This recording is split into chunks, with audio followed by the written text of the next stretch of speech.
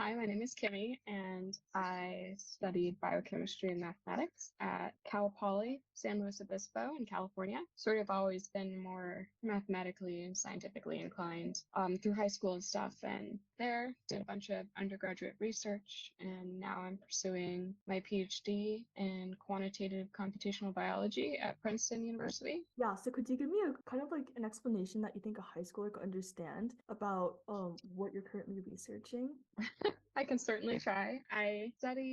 So I'm in a virology lab. So this lab traditionally studies influenza viruses and some SARS coronaviruses. But yeah, we study a variety of things within viruses and virus life cycles. And traditionally there's two sort of avenues when it comes to viruses, whether it's the human side of things and you're working on immunology and vaccine development, or if you're studying the virus itself and how it functions to gain insight. And so we're sort of the latter. We study the virus itself, and we have collaborators doing more immunology stuff, but I particularly focus on a protein within the virus and other associated viruses that its whole role is to protect the viral genome. So it basically makes sure that the virus is successful by basically being bubble wrap for the genetic material that a virus encompasses. So if you're pro-virus in this sense, you're looking at, the longevity of the genome and how it can be protected by this particular protein. And so I'm studying that protein and, the different interactions and the evolution of it over time and in different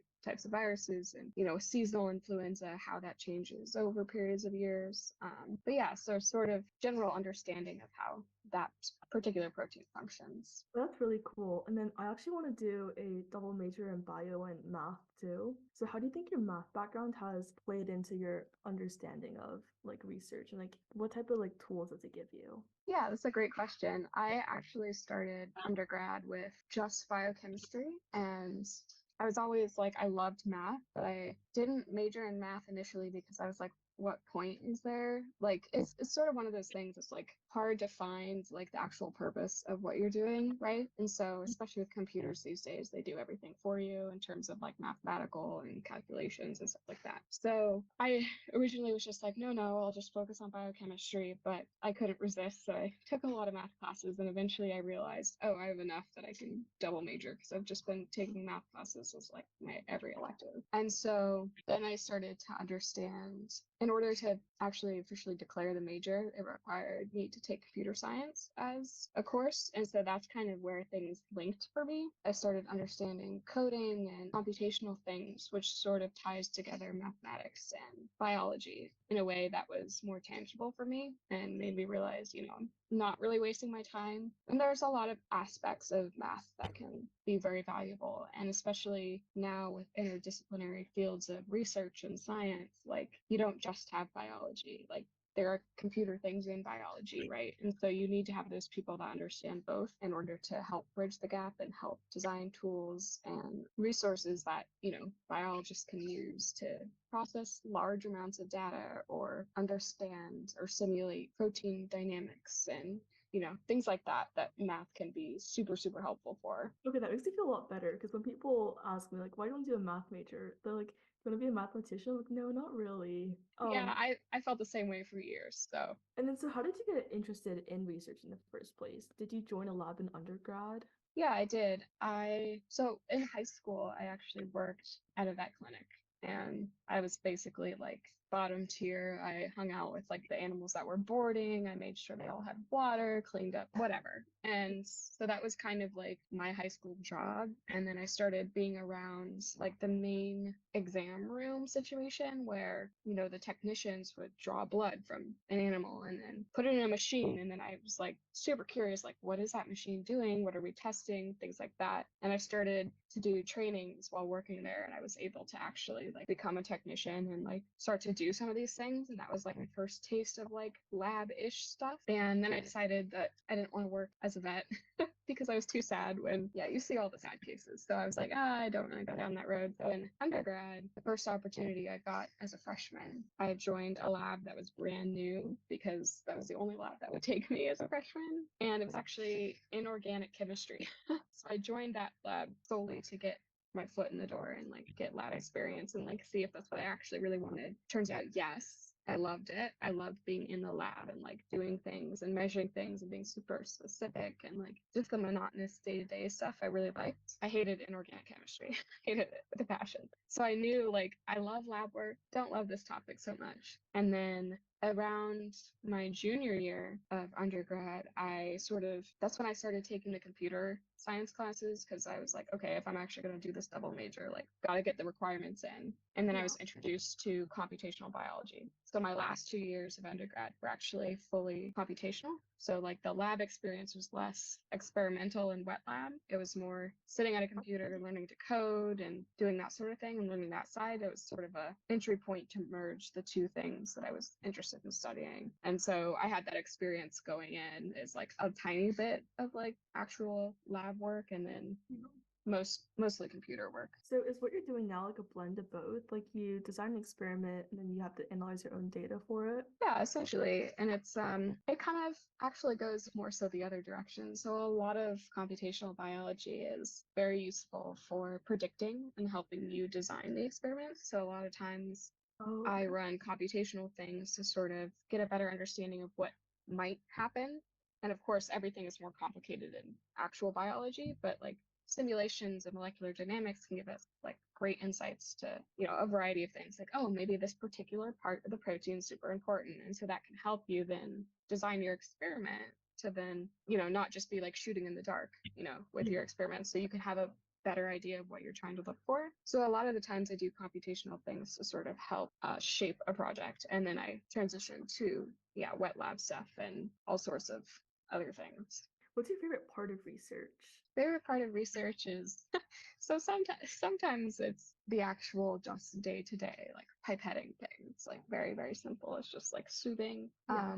but I think generically from like a bigger picture perspective it's just the idea of like learning something new, like not learning from a textbook, but like actually learning something that isn't known yet. And I find that part very intriguing. And least favorite part, I'm still grappling with the most of research is failure. Yeah.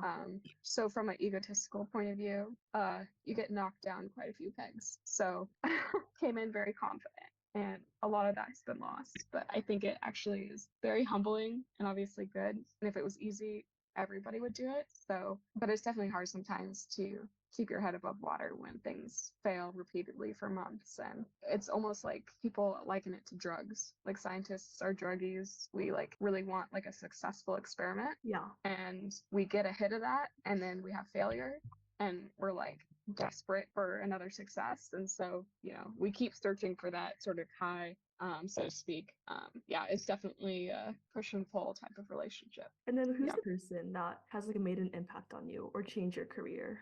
My current primary PhD advisor, we sort of fell into contact almost coincidentally. So when I joined Princeton, our first year of graduate school, you do rotations. So you spend like 12 weeks in a lab that you might like and feel it out. So I had every intention of joining a different lab. But then when it actually came down to it, wasn't going to work out. So I felt lost. And my current advisor actually wasn't here yet. He moved his lab from the UK here. But when I first got in contact with him, he physically wasn't even here yet. But I just knew he was incoming. He studied viruses. I was interested in infectious disease and protein structure. And so I was like, I'll reach out, see what's up and like if that's an opportunity. And so I sort of fell into that and didn't know what I was getting myself into. But it's one of the best relationships that I've fostered during my career. And he is super, super supportive and always encouraging all these stupid ideas I have and pretty much everything I would want. And so it's like one of those things where I think a lot of people, when they go into research, they have like something like set. Like as a scientist, our brains are usually like very set on a path that we want to follow. That doesn't always work out. And so like the best thing for me was being open-minded in that situation and like I could have another advisor and it could be even better than I anticipated the first scenario being, so it definitely happens when you don't expect it. Yeah, that's amazing that you came across. How did you find your passion and how do you suggest others do so too? So interesting timing with this. I've recently had an existential crisis of what do I want to be when I grow up? So that never leaves you. That question will, I mean, at least until where I'm at, can't say past that, but I think that's always kind of the question, and that's the cool part about life is it's dynamic, and you never have to actually like pick something and stick with it forever. It's not like a, permanent situation. So you can really like change things. And I think that's not something I appreciated initially. And I wanted to be a vet for a while in high school. So I got that experience and, I tried it. And I think that's one of the best things you can do for yourself is if you're interested in something, like get your foot in the door, try it a little bit, recognize that it's okay if like you've been saying for the past 10 years you want to be a vet, but it's also okay if you like learn that you don't want to be, right? And so I think for a while I stuck with the idea of still being a vet even after I knew internally that it wasn't for me, simply because I was like wanting to prove a point, whether it be to myself or like my family. I was just like, I want to be like that person that always knew what they wanted to do, but like it's very okay to like that's the whole point of trying, right? And it's like the perfect time to do so. Get a little taste of it, try it, and be okay if it's not what you expected or not everything you hoped for. And like listen to that, listen to yourself, and try a ton of things. Like that's the best thing you can do is like get as much experience in like a wide variety of things as you can, because that will help you understand what you're looking for. And then what kinds of skills do you think a high schooler could develop right now? Like even without access to a wet lab? The best skill you can have is learn how you learn best. And it's a very individual thing. So there's not like a set protocol, there's not a set like way to do this. It's very dependent on yourself. And I think everybody is very different. But the best thing you could do to set yourself up for, a career in science and research is to learn how you learn best, because it involves a lot of learning and a lot of school and a lot of classes. And if you haven't optimized how you learn best, it's going to be a struggle and it's going to be a lot harder than it really should be. And for me, the skills I developed in high school were I became really very into making my notes beautiful and highlighted and little pictures. And like I would rewrite my notes after class to make like a better, cleaner copy. And if I made a little mistake, start all over again. I'm not saying do that. Perhaps a waste of time. Just learn how you learn best. And like it's going to be different, whether it's like visually, whether it's hands on. Figure out the techniques and tools you need to succeed in the learning environment, because that is what's going to take you all the way. I think that's a really good piece of advice, and that's actually one I haven't heard from people yet. And then what other tips would you give a high schooler, just like anything in general? High school was rough for me, I won't lie. So it's hard for honestly most people. So just love yourself genuinely. Like high school's a rough time and it's so tumultuous and there's so much uncertainty that I think it's very easy to doubt yourself and like basically limit yourself, whether it's consciously or unconsciously, into like what you could do. I never thought in high school that I would get a PhD, never. And I certainly never thought I'd go from a state school and university to an Ivy League institution. So I think if I had let myself really fester, so to speak, I probably wouldn't have even tried. So I think it's super important to, take a step back from the chaos of high school and how hard it can be and really like understand that, it's temporary, it's dynamic, it's going to change and it'll settle down and to, really love yourself and give yourself all the opportunities you can, because keep that in mind as you move forward. And then last question is, what traits define a great researcher? And what traits do you look for in your colleagues? First and foremost, I think is curiosity, because if you're not curious, then why are you here? The whole point of research is to be super nitpicky and learn all the details. And if you don't have that innate like motivation to like learn things, I think you might be in the wrong field.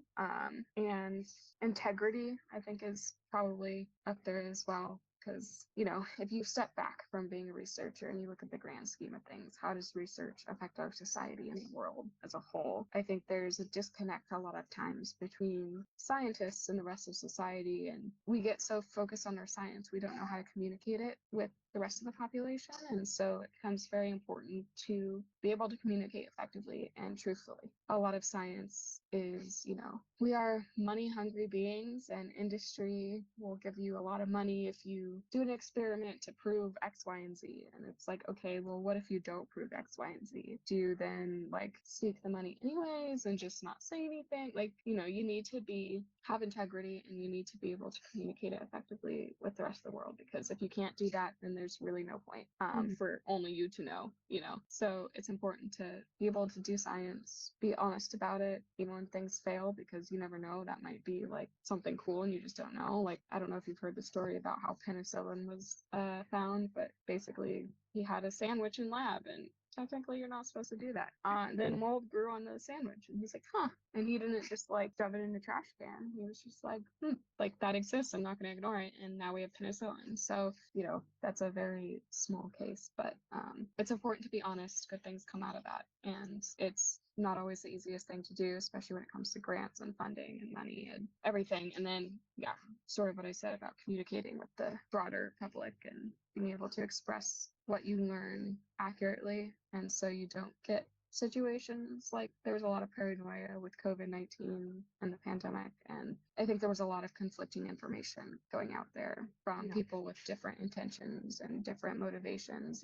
They all have their own agenda. And so it becomes very confusing. And as someone who doesn't understand science, you don't know who to trust. And so I think it's super important to have scientists also have the ability to be able to effectively communicate their work. Yeah, most definitely. Like not getting tunnel vision or trying to cherry pick your data. But yeah, that's all the questions I had for today.